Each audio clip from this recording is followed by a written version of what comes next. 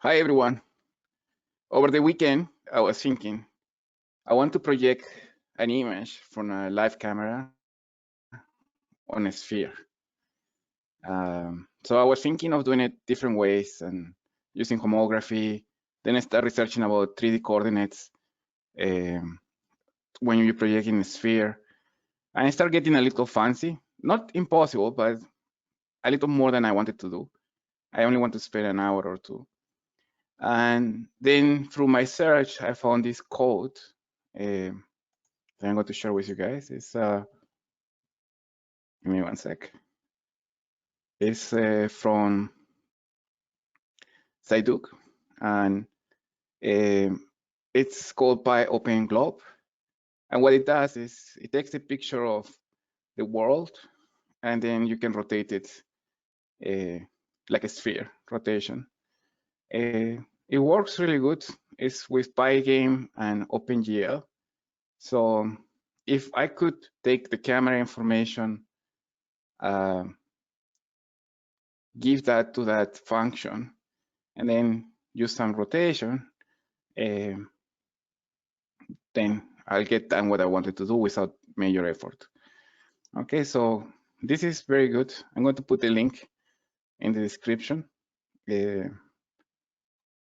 The program works from the just by copy pasting or download the repository. Okay, so I have it with me. You will have to install OpenGL, but I'm not going to show this here because it's a quick tutorial. So I'll show you how the world rotation works. Very simple. So if you use the keys up, down, left, or right, you can rotate the world. You can also use your mouse to rotate up or down. Use the scroll button in the mouse to zoom in and out. So very, very good code, very fast. Again, you can read the repository how it works, but high level, you use the Pygame to display the image and do the calculations of the sphere texture in OpenGL. So this function, read texture, takes the file name, which is the world map, and from there, you do the rendering piece. Also calculating the render piece through GL textures. In terms of the Pygame, you need to use the double buff OpenGL mode when you're setting the display. This is to set the perspective and the translation that you want to display. And then when you start the Pygame, you can use the keys to move, or you can use the scroll button to do the zoom in and out. And this one does a calculation based whether you're moving your mouse. Okay, so I really don't need that. I only want the thing to rotate in a constant mode. Yeah, but it's actually neat to have this. And the last piece is where the magic happens, is where it takes the texture, and then using this glue sphere, it calculates and puts the texture in the sphere. And then finally we display it. Okay, so so taking this as the concept, I made a slight modification to it, and I'll show you. So again, similar libraries, read texture, but in this case, because I'm going to use OpenCV to read the camera, I import CV2.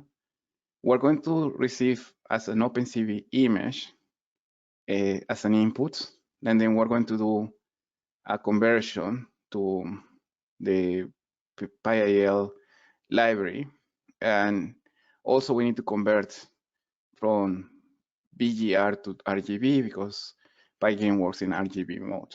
Okay, so that's the only line that I modify. The rest stays the same. I took out the lines that I don't need for this case. Change the caption here. And now in the loop, of course, we need to read the camera. Generally, you will have to put 0 for the camera, but because I'm using 2 cameras, one for recording this video and one for the demonstration, I'm using 1 for this. Once you read from the cameras, one of the things I did is that if you use a single picture, it will look weird, and you can try it. So what I'm doing is taking the picture of the camera and putting one beside each other. Okay, so horizontally, so it's copying 2 images. It's kind of like wrapping the sphere around. And if you think about it, a sphere is, in terms of the height, is 2 radius, and in terms of diameter, is 2 pi r.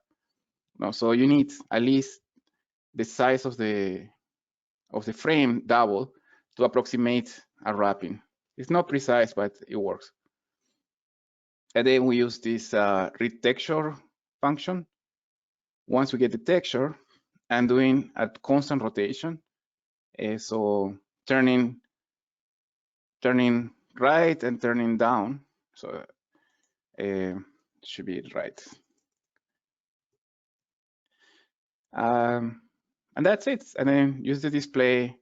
I moved the Pygame event from the top down because we only use it at the end to display. Okay, so with that,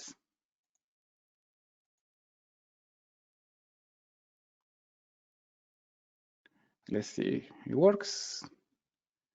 Take a couple of seconds.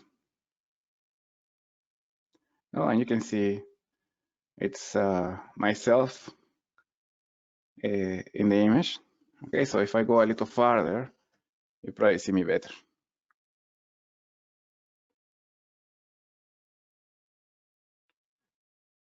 Okay.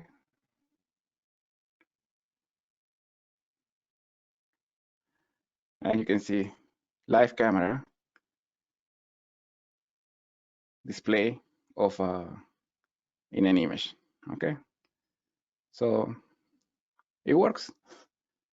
So hope you like it. Happy coding.